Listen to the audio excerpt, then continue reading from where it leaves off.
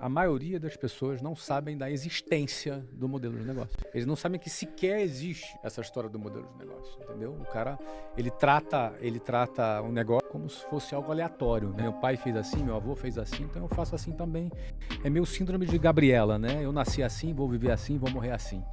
Então, não é verdade, não precisa ser assim. Um modelo de negócio bom, ele faz com que pessoas medianas se tornem extraordinárias. Um modelo de negócio ruim faz com que pessoas boas tenham performances medíocres, porque o modelo é ruim. É como se o negócio fosse a semente, e você planta a semente para poder a árvore nascer e dar frutos, e você lucrar com a venda da sua colheita. Sim. Não é verdade? O modelo de negócio é o solo. Você pode ter uma semente boa, mas se você for plantar essa semente no concreto, não vai nascer. Se for plantar essa semente no asfalto, não vai nascer. Então você pode ter uma semente muito boa, o produto ser bom, a sua ideia ser boa, você ser bom. Mas se você plantar isso numa terra que não é fértil, não vai adiantar. O modelo de negócio determina se a terra é fértil ou não é. Então faz muita diferença. E infelizmente, grande parte dos empresários sequer sabem que isso existe. E eu sei disso porque eu não sabia que isso existia, entendeu? Eu tive que aprender, eu já estou na estrada há 30 anos, em abril do ano que vem eu faço 30 anos empreendendo, então hoje para mim pode ser óbvio, mas não é óbvio para a maioria dos empresários. A gente vai conversar sobre isso primeiro para o cara saber que existe modelo. Quando caiu a sua ficha que existia modelo de negócio, você começou a questionar sobre modelo, você começou a olhar de um jeito mais, sabe, que nem você começou a olhar a planta baixa do negócio, sabe? Caiu a ficha porque eu montei a minha primeira escola em 1995 e eu mais ou menos eu fiz um desenho de modelo de negócio baseado na referência que eu tinha e que não era o melhor modelo, mas era o suficiente para eu começar naquele momento. E aí eu dei muito certo naquela escola, aí abri a segunda, a terceira, a quarta, a 10ª, a 20ª, abri 24 escolas em 3 anos. Cara, eu inaugurei uma nova escola a cada 45 dias. E uma escola tem 400 metros quadrados, é como se fosse uma clínica, sabe? Uma escola mesmo. Então foram 24 obras, 15 cidades do Brasil. Eu tinha... próprias, não através de franquias, todas né? próprias, entre meus 23 e 26 anos de idade, ou seja, eu terminei meus 26 anos de idade com 24 imóveis alugados, com 1000 funcionários. Já era experiente em obra já, né? Já, a Luciana, que era experiente em obra, enfim, né? Mas o ponto é assim, Caio, eu comecei a pensar em modelo pela primeira vez, na realidade pela segunda vez. A primeira vez eu pensei quando eu montei a primeira escola, mas eu não sabia nem que eu estava pensando em modelo. Mas eu estava. Eu já fiz uma coisa legal, que já era melhor do que eu conhecia. Mas não era nem perto do que poderia ser ainda. Mas para mim estava ótimo. E eu dei certo naquela escola. Depois eu peguei aquela escola que eu dei certo, eu fui repetindo, replicando o que deu certo em uma, abri a segunda, a terceira, eu fui até 24. Então eu peguei a primeira que deu certo e repeti 24 vezes o que deu certo. E aí acontece já alguns problemas, porque a maneira de você tocar uma escola é uma, 24 é outra. Qual era o meu modelo para tocar 24 escolas? Era repetir 24 vezes o que eu fiz em uma. Isso não é necessariamente quase certo que uma hora vai dar pau. Sim. Porque o teu tempo é limitado, o teu esforço é limitado, tua visão é limitada, é tudo limitado. Então, para você dar conta, depois eu cheguei a ter mais de 400 escolas, você tem que fazer a mesma coisa de um jeito diferente. E esse jeito diferente envolve gente, envolve gestão, envolve tecnologia, envolve vários fatores que naquele momento eu não sabia ainda. Então eu estava ali tentando fazer com 24 o que eu fiz em uma 24 vezes. O que aconteceu? Óbvio, eu fiquei estafado, cansado. E aí o dia que eu pensei em modelo de negócio pela segunda vez foi quando eu estava em Maceió. E aí nesse dia eu estava indo para Curitiba. Você vê que Maceió para Curitiba é uma viagem internacional. Aí eu saí de Maceió, parei em Salvador para fazer a escala. Depois saí de Salvador, parei em São Paulo para fazer uma conexão, 2 horas de espera, pegava o voo para Curitiba. Levava 8 horas esse voo. Quando eu cheguei em Curitiba, e o gerente de Curitiba me recebeu, a gente foi jantar. Durante o jantar eu recebi a ligação do gerente de Maceió. Cara, deu um problema aqui, teve um professor aqui, saiu na mão com o aluno, deu polícia, deu imprensa, uma confusão, cara, preciso que você venha aqui me ajudar para resolver esse problema aqui. Aí eu falei, cara, fica tranquilo, eu tô indo aí amanhã. Voltei pro gerente de Curitiba, vamos desmarcar aqui, eu tenho um pepino ali para resolver, vou lá em Maceió resolver. E aí quando foi 7 horas da manhã, eu tava no aeroporto. Na verdade, meu voo sai às 7 horas da manhã do aeroporto. Acho que eu acordei umas 4h30 da manhã para ir para o aeroporto, até chegar, enfim, tem que chegar com aquela antecedência. Cansado, devo ter dormido umas 3h30, 4 horas aquela noite. Fui para Maceió. Desmarquei tudo em Curitiba e peguei o voo 7 da manhã, fui para Maceió. Pousei em Salvador. O que aconteceu em Salvador? Sentei naquela poltroninha gostosinha, confortável, na sala VIP e apaguei, cara. Apaguei. Eu devo ter dormido umas 4 horas seguidas, sentado na poltrona do aeroporto, cara. Devo ter babado, roncado, sei lá o que eu fiz, cara. Aquele dia deve ter sido um vexame que eu apaguei. O problema é que quando eu acordei, onde é que eu tô? O que eu tô fazendo aqui? Tô aonde? Tô indo pra onde? Eu não me lembrava o que eu tava fazendo e pra onde eu tava indo, cara. Eu levei um tempo pra entender. Depois eu peguei no meu bolso o ticket e olhei. O ticket era assim, tipo, 11 horas meu voo pra Salvador e era 1 da tarde, uma coisa assim. Eu não entendi. Eu levei um tempo. Deve ter levado uns 5 minutos que pareceram uma eternidade pra eu entender o que estava acontecendo. Naquele momento eu falei, quando eu entendi que eu tava indo pra Salvador, pra Maceió, que eu me lembrei qual era o problema, e que eu dormi e perdi o voo, eu pensei, cara, alguma coisa tá muito errada. Eu preciso repensar. Preciso pensar na vida. Aí liguei pro cara e disse, Maceió, meu irmão, toca aí, resolve aí. Esse conceito seu nasceu lá? Nasceu lá?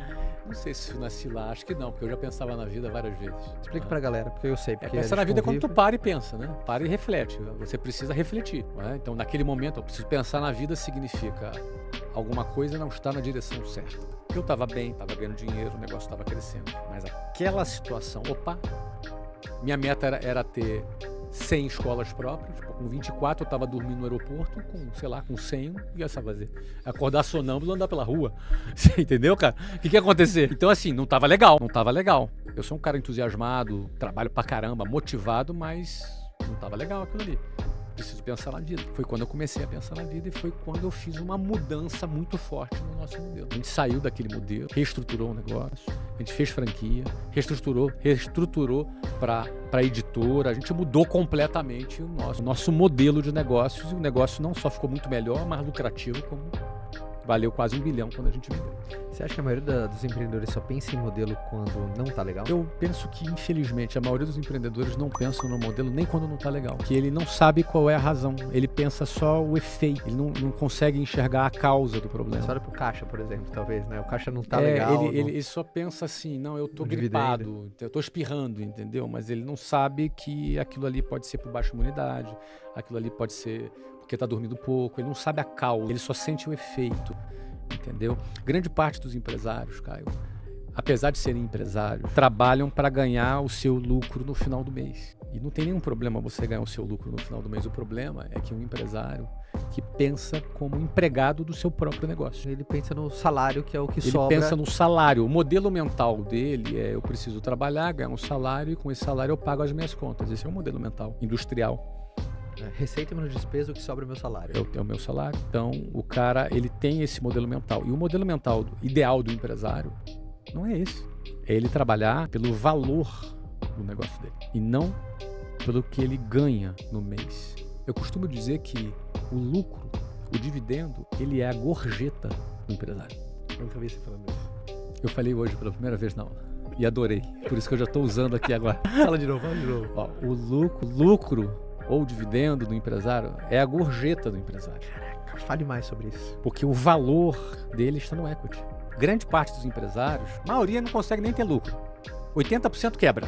E dos 20% que não quebram, talvez 10% fica andando de lado. E 10% tem lucro. Mas 0,1% constrói valor, constrói riqueza, constrói equity. Então, a melhor mentalidade do empresário não é ele trabalhar para ser funcionário do seu próprio negócio. Porque o modelo industrial criado na Revolução Industrial do século XIX, no final do século XIX, criou o modelo de escola que a gente conhece. O modelo de escola, um senta atrás do outro, uniformizado, sinal. É o modelo industrial. Exato. Por quê? Porque a Revolução Industrial, o início do capitalismo, trouxe a necessidade de você preparar a mão de obra para a indústria, para o mercado de trabalho. Tá tudo certo, cara. O mercado de trabalho é importante. A gente contrata, nós temos vários funcionários. É importante. O mercado de trabalho, ele é importante. Mas se o empresário decidiu, por livre e espontânea vontade, não fazer parte desse mercado de trabalho, ele precisa ter uma outra mentalidade. O problema não é você ter uma carreira numa empresa. O problema é você decidir ser empresário, mas manter o pensamento, o padrão de pensamento de uma carreira do mercado de trabalho.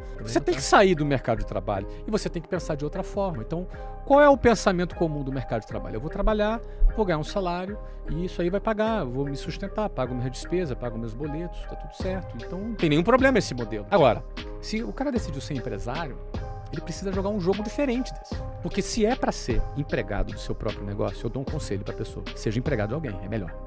Porque você vai trabalhar numa outra empresa. Vai ter o salário, não vai ter o risco. Você vai ter o salário, você não vai ter risco, você vai ter 13º, você vai ter fundo de garantia, você não vai ter o risco. Agora, o cara resolver ser empregado dele próprio, você entendeu?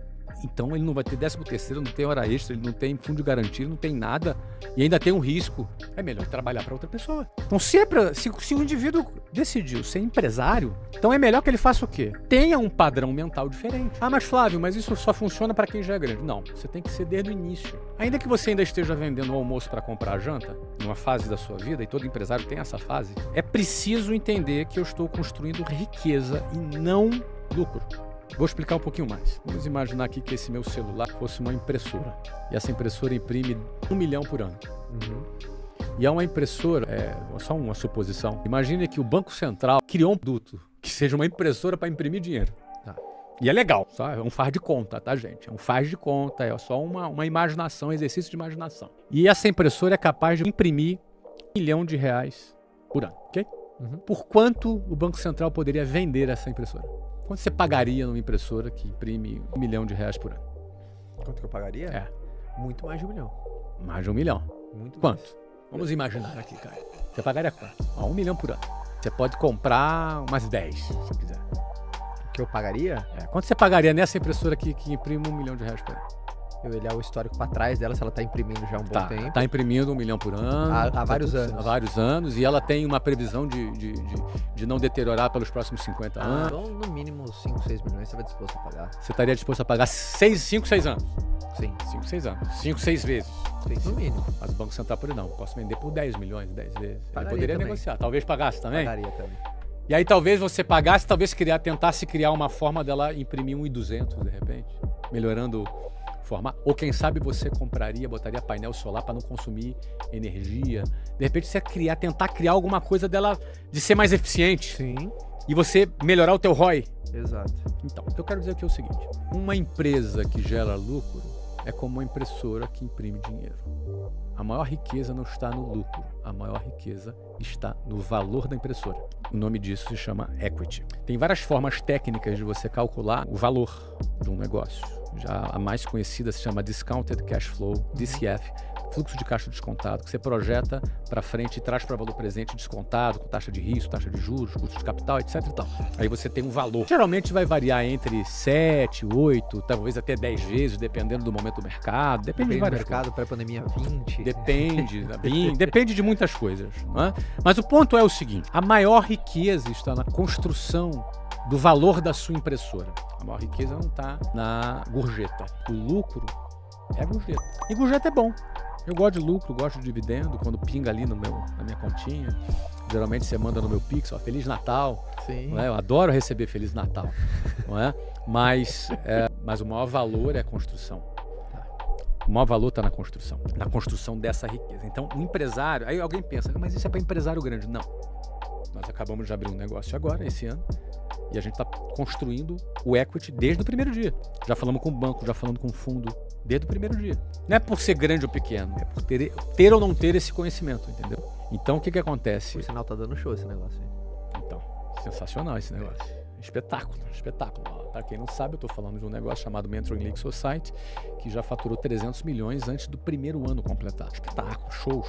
Já tem muita gente interessada nesse negócio. Mas só foi capaz, porque às vezes quem ouvir isso pergunta, cara, como é que só foi capaz pela expertise em modelagem de negócio, senão... Expertise em modelagem de negócio. Mas para começar a falar em modelos de negócio, eu preciso desintoxicar a cabeça do empresário... Da gorjeta. Da gorjeta. Sim. Porque ele acha que ele trabalha pela gorjeta. Ele acha que ele trabalha pelo lucro. Sabe por que eu digo isso? Porque eu trabalhava pela gorjeta. Eu só fui entender esse troço 13 anos depois, Caio.